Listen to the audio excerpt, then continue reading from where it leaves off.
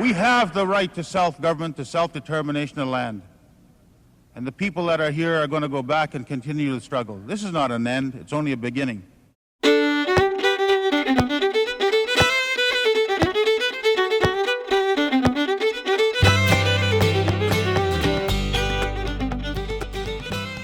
So, thank you for joining our podcast, The True Canadians. I'm David here today with Violet LaPratt, who knows a lot about Métis housing, but also a lot about what it means to the Métis to have a home and to have a homeland, which is a very important historical topic for the Métis. Welcome, Violet. How are you? I'm doing well. How are you? I'm great. You have a lot of photos laid out in front of you that we're going to talk about that will describe to people how important home is for you in Iron River and Wolf Lake. We're going to talk later about the building of homes and creating housing for the Métis here in Edmonton, where we are at the Métis Nation of Alberta office, but in Edmonton and Alberta generally. But first, I thought we would just, especially for people who are listening who are not of Métis descent, maybe we could talk a bit about, what happened with the Métis historically that makes the sense of homeland so important.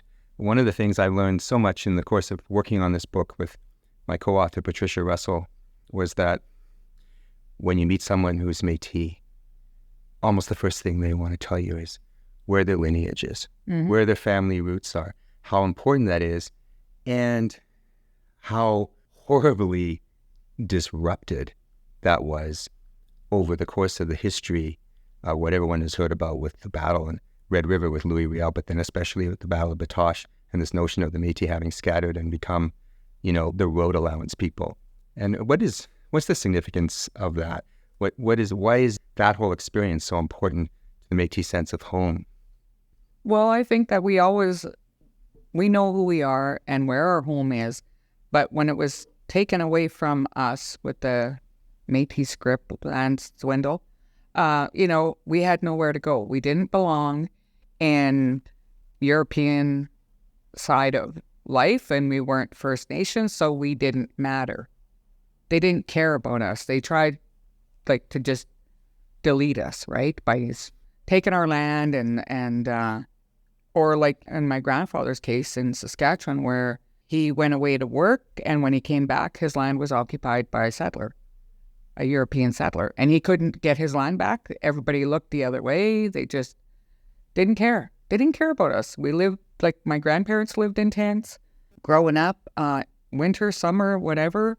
They survived off the land. They know the medicines, they know the food, they know their plants, they know how to garden and build their own, food sources. And so I think our sense of home is missing, living in tents and not having a place to call home. And yet so amazingly resilient from what you've just described. Yes. And building, I don't know, could you say it was a building back to who we were, or was it more of creating something new, in the past several decades, like since you were young? Yeah. What you remember of your grandfather? You mentioned that he and I guess was it Wolf Lake that he worked when he was young, and there were people living in so-called road allowance, but they were still very independent, economically self-sufficient. Oh, for sure. The settlement out at Wolf Lake they had a sawmill, they had a little school. My great-grandfather had a trading post, and he lived there. He had a really nice square timber house, and, he had a great big garden. He grew potatoes, he had horses, and there was a slew hay behind, like a field of slew hay, and, he cut that hay. God only knows how, but it was a thriving community. There was probably 30, 40 families living there. And everybody had a job too, and they all worked together, and they lived just fine. How do you live in a tent in the wintertime? Wood stove. No kidding. Yeah, you had. Really? Yeah, you had to have a wood stove, and you had to probably have hides, I would say, right, with the fur on them to survive. I never did ask my grandparents that because I lost them. I didn't know my great-grandpa. I just know my kokum, and my grandfather I didn't know because when he came back from the war, he didn't stick around. He passed away a few years later. But so I didn't really ask how they grew up, but I know my grandmother lived. She was born in Big Bay, in Lac-La-Biche, and she ended up marrying a man by Francis Xavier LaPratt from the Peace River, Dixonville area. And she had 2 boys, my dad and my younger brother. And I'm his younger brother. And when my grandfather went to war, she obviously couldn't survive at Big Bay. And so her and my dad and my uncle walked. There's an old trail that goes from Big Bay all the way like through Seabird, Spencer to Wolf Lake. It goes right up to Coal Lake. And that's the trail that they walked on. I think Dad said it took him 3 or 4 days of walking. And he was like 5 or 6. So Uncle Dan would have been like 3 or 4. And he said, Uncle cried a lot because, he's just a little guy, right? And Dad said he'd run up ahead and then he'd come back, and he'd run up ahead and then he'd come back. And he said when he got to where he come running around this corner, and here he said there's this great big Indian with a big hat and a big mustache. And he said he scared him. He went running back, and I guess Kokum told him, well, that's your grandfather. So that's how he met his grandfather. And so they went and they lived at Grandpa's house, my Chapon, my great-grandpa's house. And that's where he grew up, was at Wolf Lake, until they were told they had to leave. Let's talk about that in a minute, and that's an amazing story that you're going to share with us. But what you reminded me of just now when we're talking about trails is, so I've been to Métis Crossing, about an hour northeast of here, which is this fantastic Métis cultural destination. And just past that is Smoky Lake.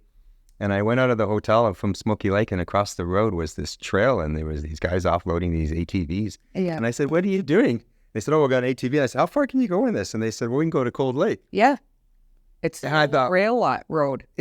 So the Métis have always been very mobile. Yeah. Historically, in whatever form, whether it was Red River carts or, whatever manner. Horse. Yeah, walking, horses, very, very, very strong on horseback. And right? Teams, right? And then I guess eventually the railway came, and that was, that was kind of started the problem, right? There was the buffalo, and the buffalo were getting in the way of the railway. And there's even talk, not talk, but there's evidence, lots that the Métis routes, and Jean Taillé talks about this in her book, The Northwest is Our Mother, that we used a lot for our book, about the fact that the Métis are responsible for the original routes, a lot of the original routes that go back. Yeah, absolutely. And that trail, like probably about 10 years ago, my dad, was still alive, and we were out at Wolf Lake hunting, and we had our quads and we were driving along, and he took us down that trail as far as we could go and told me stories about where this has happened here, this happened there. And my grandma only had a little rabbit gun, a little 22, like they're only, not even 3 feet long. They're just a little gun, and that's all. And she survived, walking from Big Bay all the way to Wolf Lake to her dad's house. That's amazing.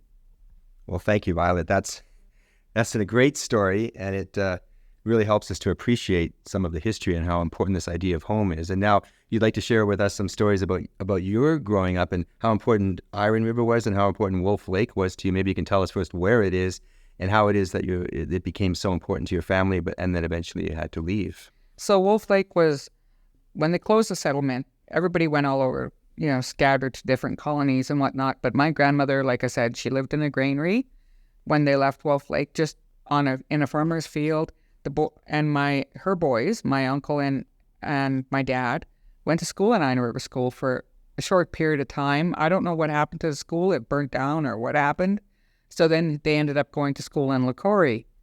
And then that's when my dad says, I wasn't learning a damn thing in school, so he left school and he went into Saskatchewan and worked up that way. And my uncle stayed in the area, and that's where he met. He had a family of 7 in Saskatchewan. And he would work in sawmills, he would work picking rocks, stooking, threshing, you name it. And that's where he met my mom, and they came back to Alberta. And then we stayed in the Iron River area. I went to school in Iron River from grade 1 till 9, and then from there into the Bonnyville High School. And it was, from living in a granary, eventually, we could actually rent a house where we had bedrooms and whatnot. So we rented from different farmers who had empty houses or whatever, and we all went to school. My dad kept on working. He joined the forestry, started working for forestry, and the ironic thing is he ended up working out at the Wolf Lake campground.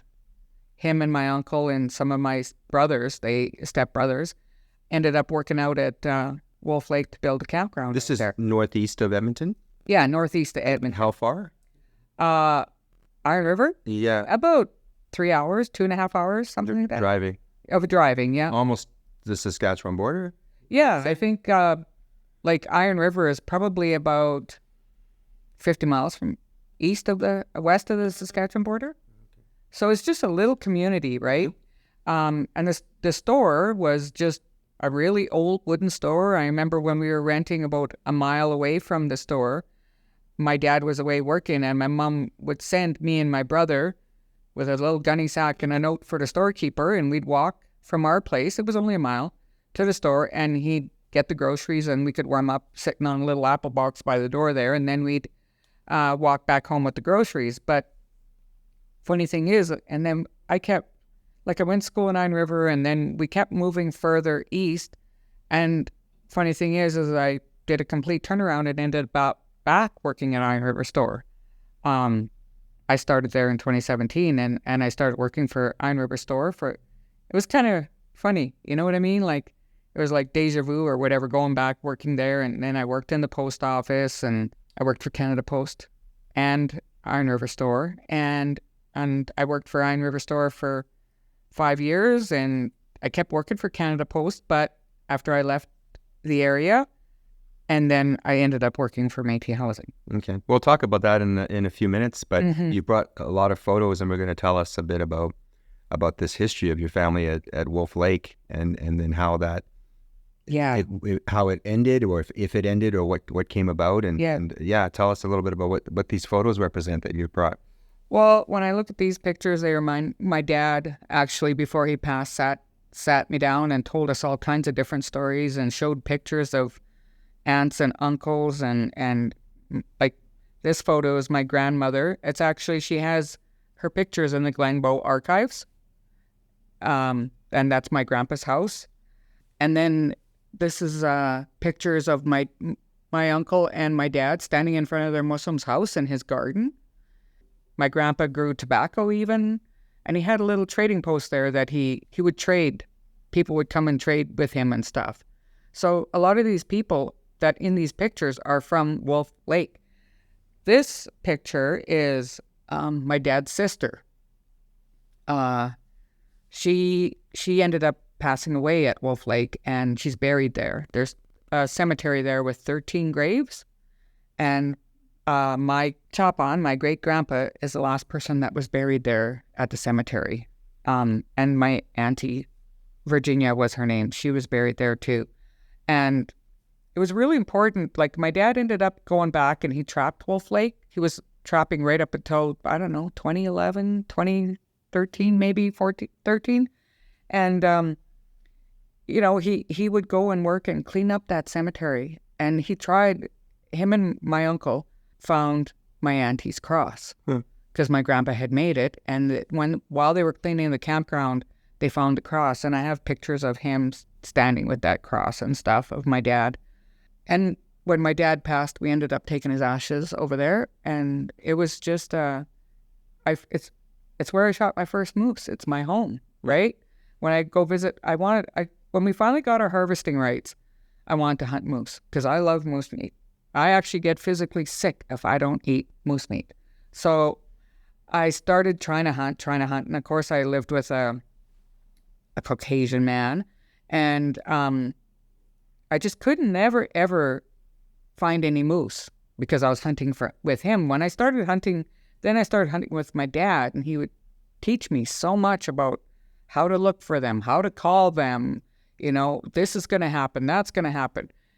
Eventually, one morning, he called us, and he was at the trap line there, and at Wolf Lake. And the trap line the cabin that he lived in was right where my grandpa's house was.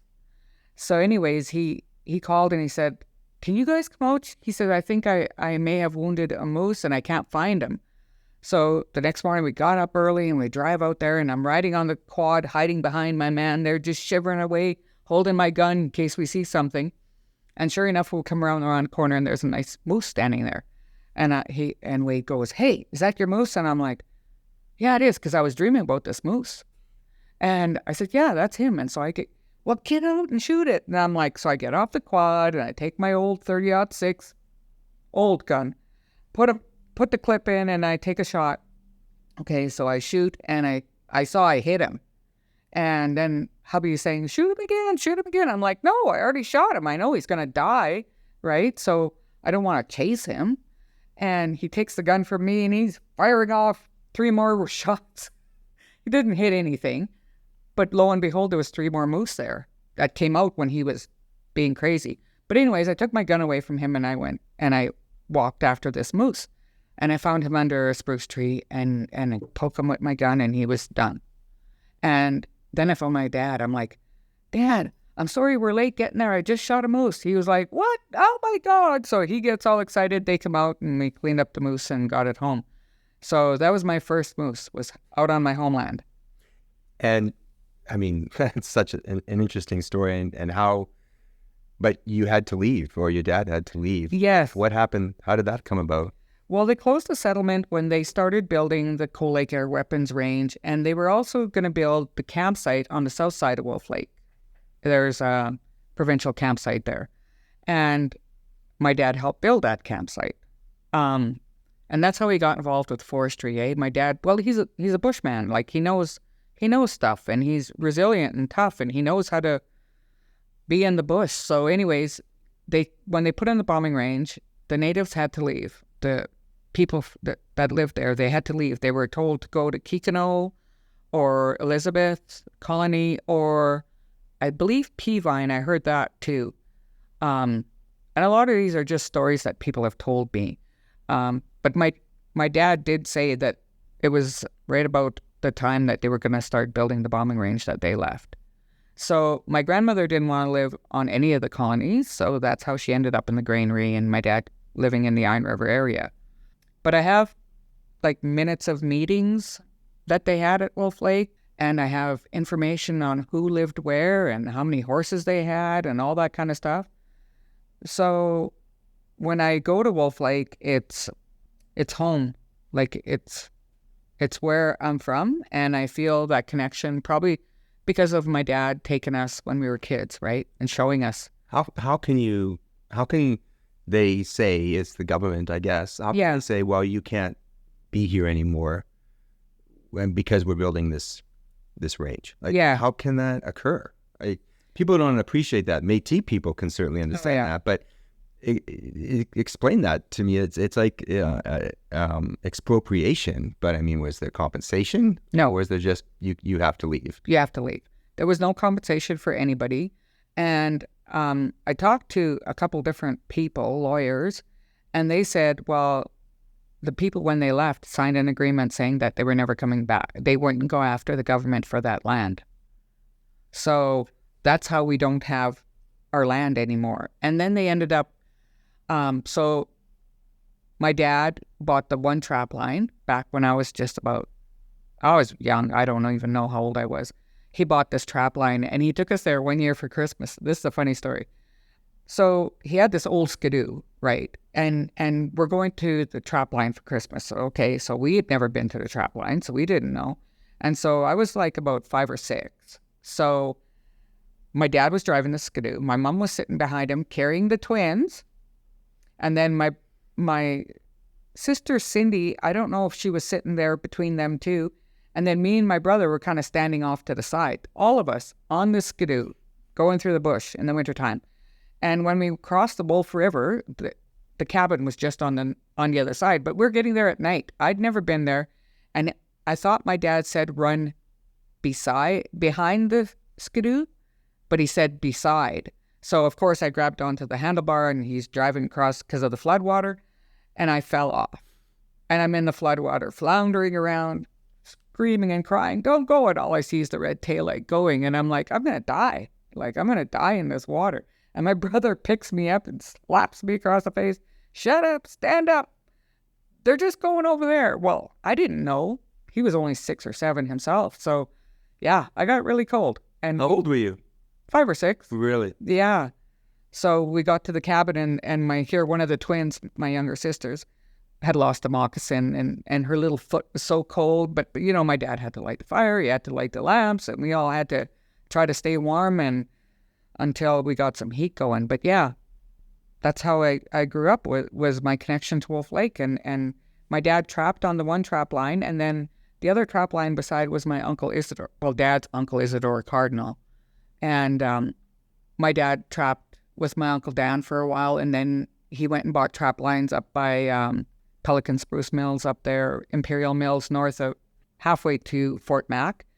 And then he had that trap line for many years, and then he bought the trap line beside him. So it was a big trap line. He was there all winter, and we would go spend Christmas over there. We'd go spend Easter over there until I was a teenager and said I didn't want to do that anymore. I wanted to have Christmas at home. And so sometimes they would go over there, and a few of us would stay behind at home for Christmas. But he eventually came back when he sold those lines up by Fort Mac there. He came back, and then he would trap with Uncle Isidore. So, and there's Uncle Isidore's cabin, stood there for many, many years after Uncle Isidore was gone. And every time I went to Wolf Lake, I always made a round to go see him and sign. He had a little notepad outside that you would sign your name when you were there. It was a beautiful area. It was just, we'd oftentimes just sit out there and have lunch, kind of being close with him and stuff. My dad, he trapped on the one trap line, and then with my uncle, and then when he came back and was trapping on Uncle Isidore's line, and then he trapped there right up until 10, 13, somewhere in there. And there was a white settler that ended up buying both those trap lines, and he ended up burning my Uncle Isidore's cabin down. I don't know if it was him, but he owned those trap lines, and maybe they burnt it down just to erase history. I'm not sure. We've talked about the dispossession of the Métis. Yeah. And for a lot of people who are not of Métis descent, the reason what you've been discussing is so important is because the words can just be meaningless, because so many people that don't understand that experience or the way that impact that it had. And then to find a place, and for that place to be of such great value the way you've described, and then to lose that, is not something anybody wants to experience. No. We're going to take a break. This is a good place to take a break. We've been talking with Violet LaPratt, and when we come back, we'll talk about the difference between home and housing, and what's going on now in Alberta with the Métis, with housing and the Métis Nation.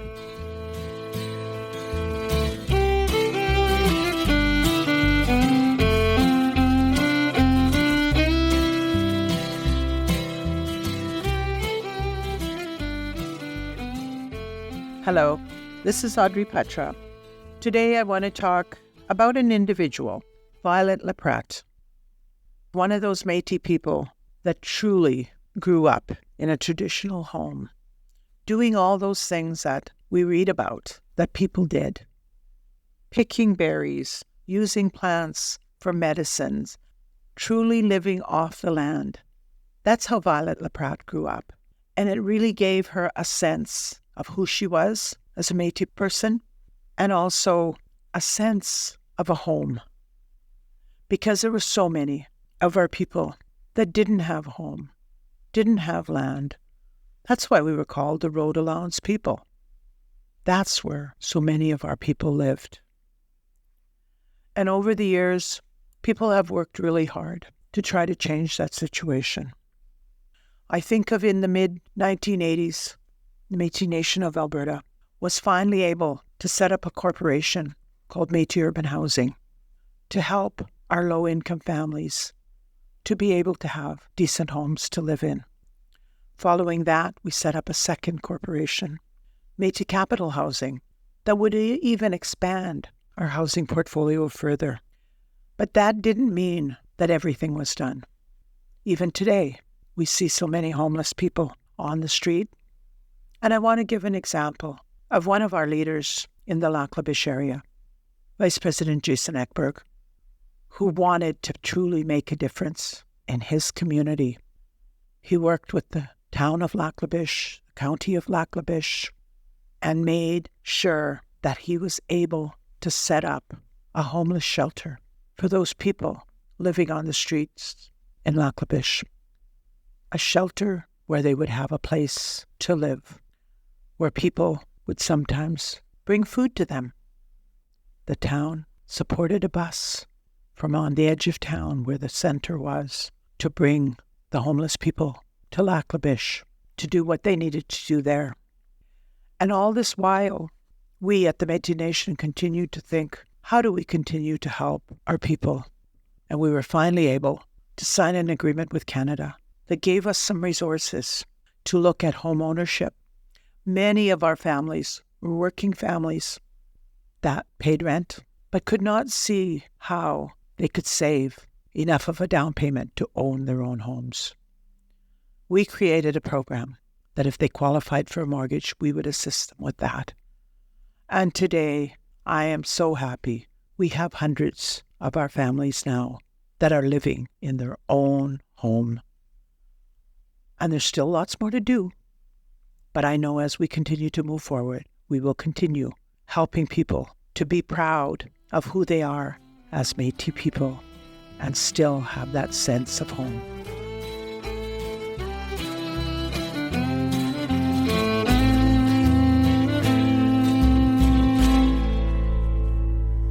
So, Violet, I think it would be really advantageous now for our listeners to talk about the programs that are available to folks through the Alberta Métis or the Otipemisiwak Metis Government. I believe that there's two sort of programs that are available to people, Métis Capital and Métis Urban Housing. Which one would you like to talk about first? Well, I work for Métis Urban Housing, and I also work for Métis Capital.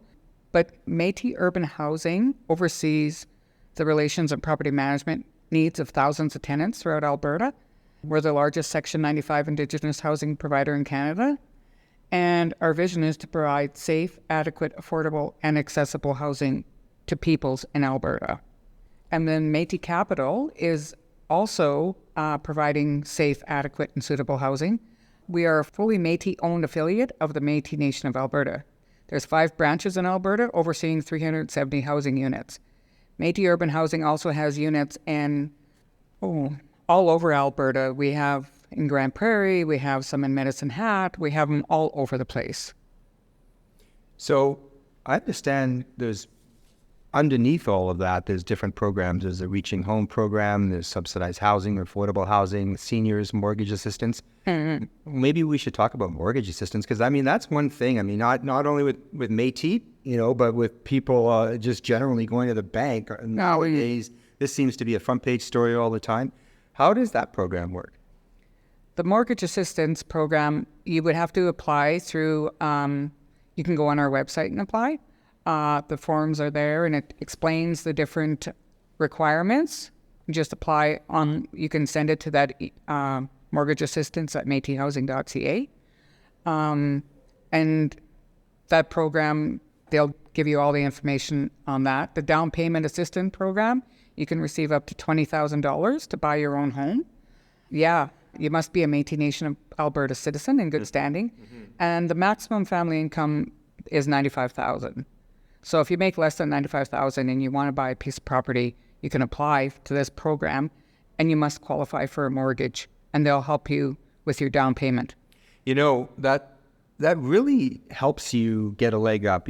Some Métis elders have said to me, when I was researching the book with Patricia, they've said, we're a generation behind or we're 2 generations behind. And people would be, well, what do you mean by that? Well, one of the things that means is that we don't have ownership. Right. Because not land. And land per se is a huge issue, but also owning a dwelling because that allows you to accumulate wealth. Exactly. In a way that's other than being a wage earner. Mm-hmm. Right? So would you say that this is hugely beneficial for people? Hugely beneficial. I do know some young people who have applied to the program and been successful and bought new homes when they're, 20, 22 years old. They're homeowners. Gosh. Because they're Métis Nation of Alberta citizens and they make less than the $95,000, they're able to buy their own homes and nice homes. You can buy a brand new home.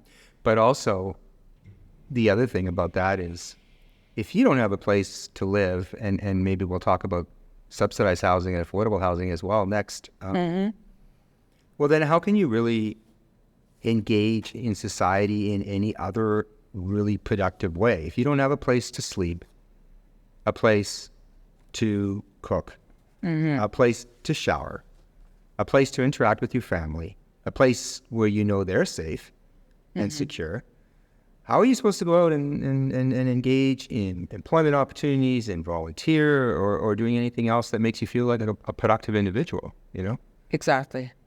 Yeah, I agree with you 100%. There is pride in ownership, and that gives people power to make decisions, whether they're going to buy a vehicle, you know, they are going to own that home. And to me, that's a big, like, I owned my own home at one time too, and I worked hard for it.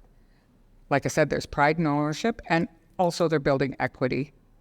So if they decide when they get older that they want to move somewhere else, they can sell that home, and it's like money in the bank, really, in my thinking. Well, it really is.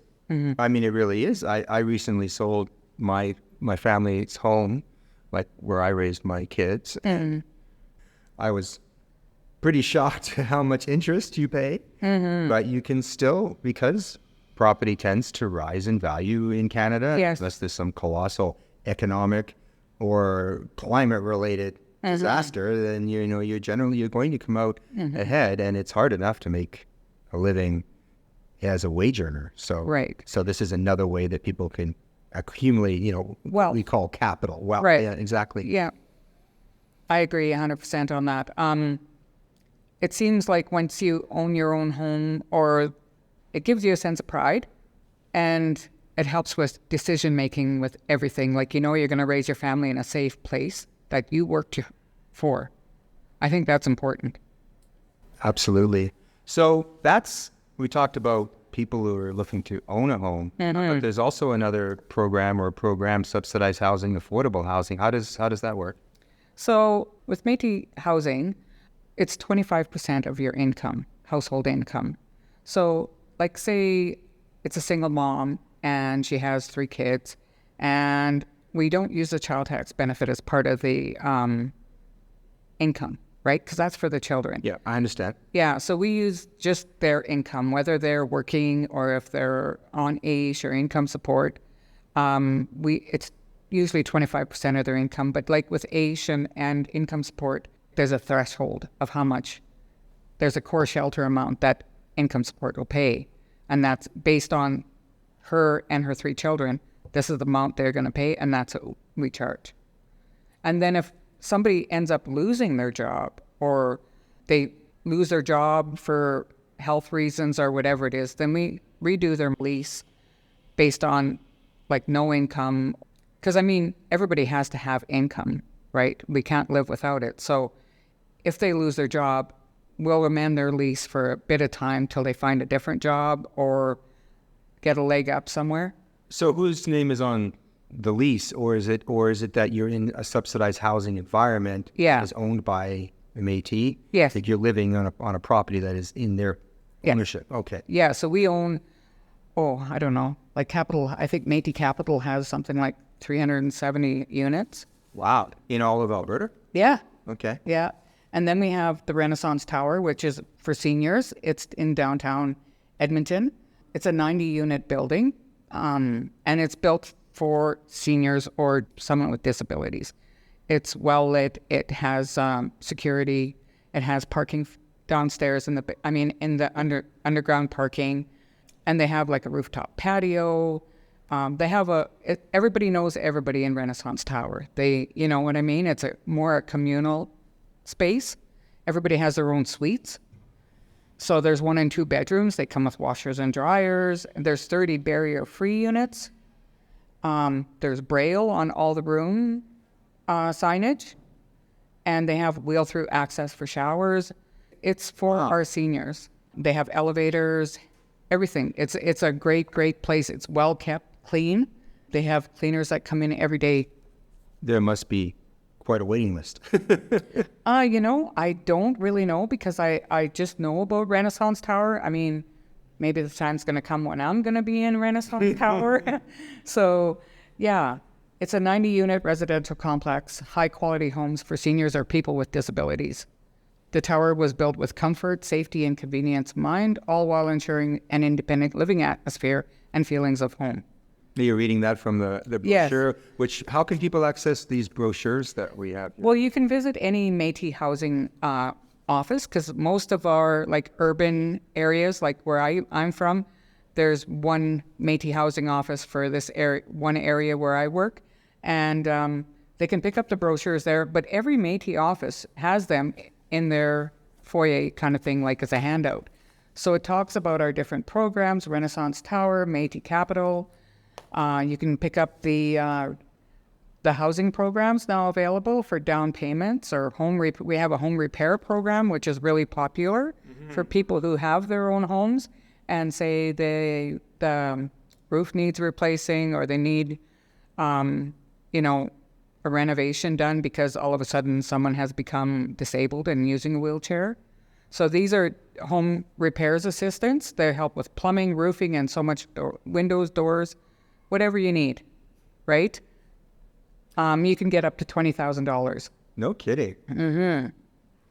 And again, you have to be a Métis Nation of Alberta citizen in good standing, maximum income of $95,000. And that's actual money. Yeah. The reason I say that is because when you see in the newspapers a federal government announcement or a provincial government announcement, retrofit your windows, make them more efficient, you'll save money in hydro. But it's a tax subsidy. It's not like money. It's like, usually it's a pittance.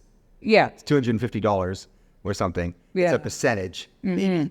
But often it's I guess the word I was looking for is it can be like a rebate, Oh, okay, yeah. Yeah, and it doesn't really ever seem like it's significant enough. What you really want is for someone to come and replace your roof and pay for it. Exactly. And that's what this does. When you're applying for the home assistance program, you need to get 3 quotes from 3 different contractors, right? Oh, that's smart. Yeah. And you have to have proof of home insurance and that kind of thing. Those are just some of the criteria you have to meet. And just send in your quotes along with your application package, which everything's online. All these program applications are online. Or, like I said, you can go to any Métis office, and most of them have all our handouts on the different programs we have. So I know my parents themselves actually benefited from that when they had to build an addition onto their tiny little house.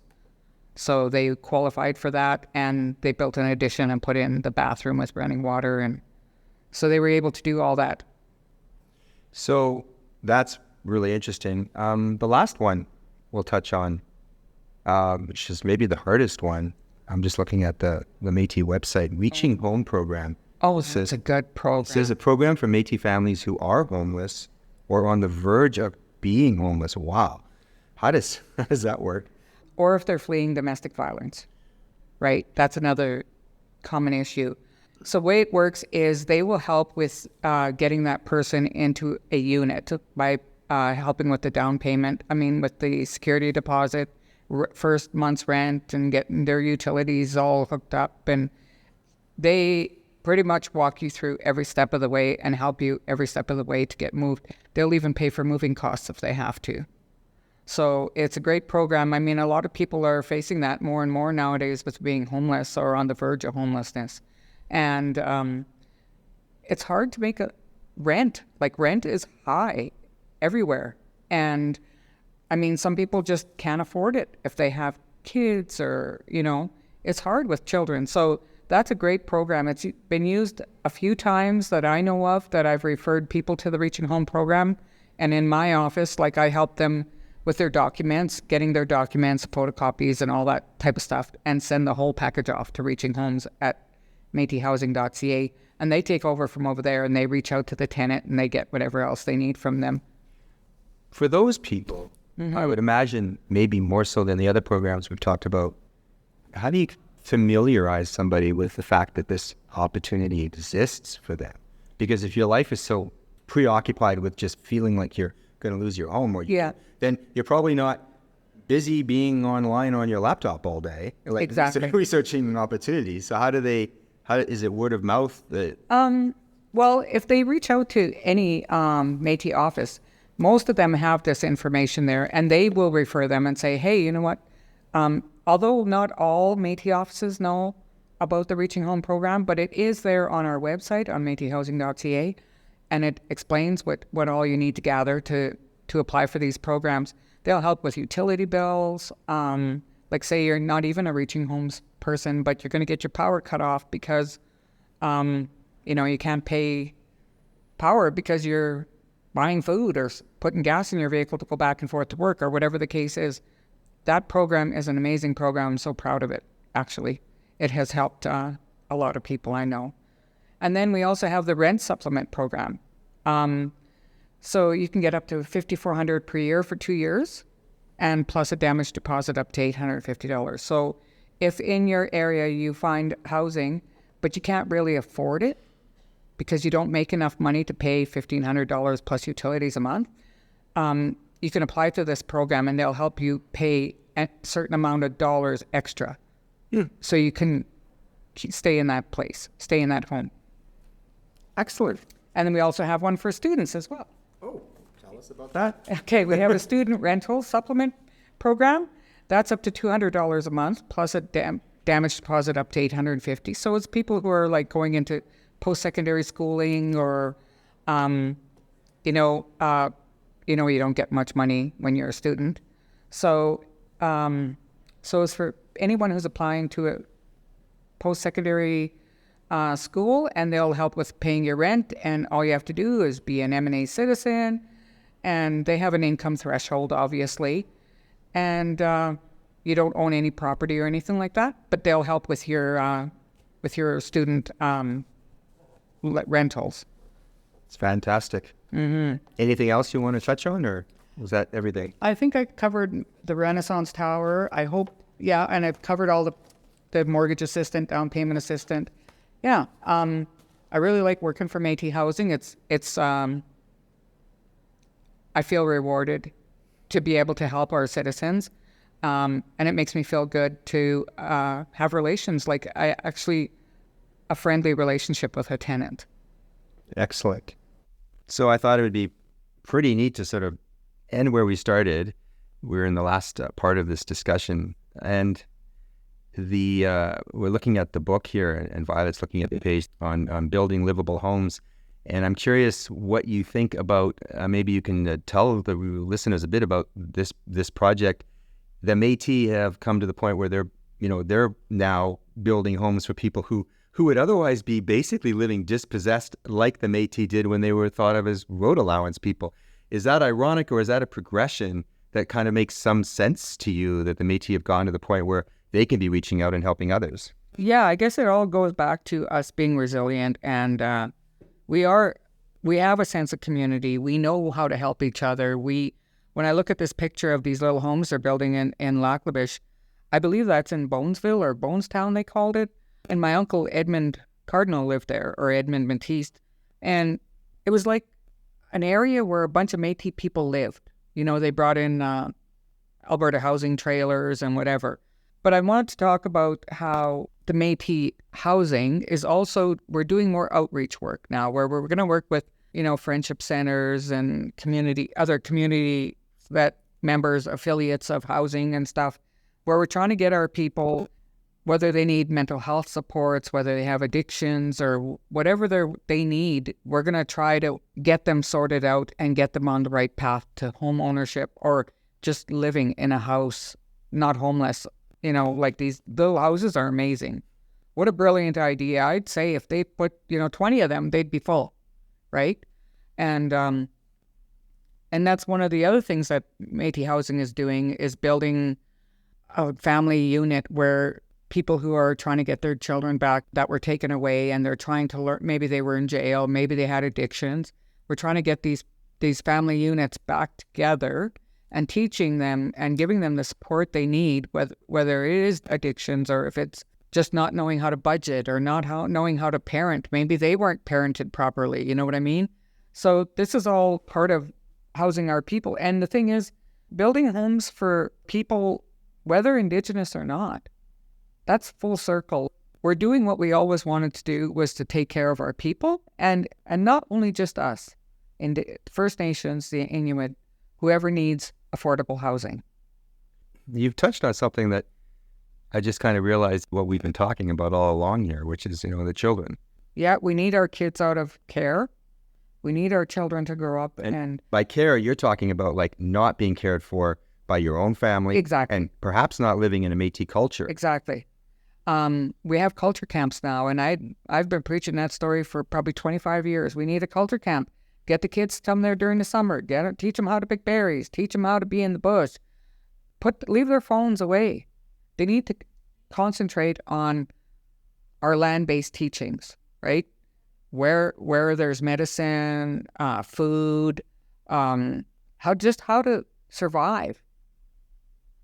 They need to know that. Once the kids start learning their culture, it's like an awakening. They're like, oh, so this is who I'm in, right? Because kids are lost. They're lost in their phone. They're lost with their Xbox. And parents are working. Nowadays, both people have to work. When I was growing up, my mom was home all the time, and she cooked meals every day, and we were a family unit. We all helped each other. We hauled firewood. We hauled snow. We didn't have running water. I didn't live anywhere that had running water till I was 19. Can you imagine, like, people, what the power goes out? What are we going to do? Oh, no, we have no water. Well, do you know that you can go find clean snow and melt it, and how to find the good snow, not the powdery stuff? You know what I mean? All that kind of stuff has to, and teaching kids of who they are, where they come from, how to survive off the land, how to enjoy Mother Nature, Mother Earth, because that's where it all starts. And the confidence that comes with it. Yeah, what you've touched on is it's true. There's so many people who, if we lose the power, well, now what do we do? No knowledge of that kind of survival, which would breed the kind of confidence that you could then take into other aspects. I remember we went on a walk one time with the kids out at Métis Crossing, me and my mom, and we were talking about the plants as we were walking. And I remember showing them the Saskatoon berry, and some were just ripening. And I'm like, and this is a Saskatoon bush. You can eat that? I'm like, yeah, when it's purple or black, when they ripen. And they were some were pink or whatever, just showing them like strawberries and raspberries and choke cherries and, just showing them. Showing stuff. The kids, we took youth on a nature walk and showed them so much, and, rabbit trails. And I just talked my full head off, and those kids were soaking it up. They really, really liked that part of it, learning that you can walk and eat whatever is blooming and what's edible out there. That's a great place to end. Thank you so much for your time. We've been talking with Violet LaPratt, who shares some amazing stories with us of home and building of houses and getting people back into a livable environment. Thank you for your time today. Thank you. I enjoyed it.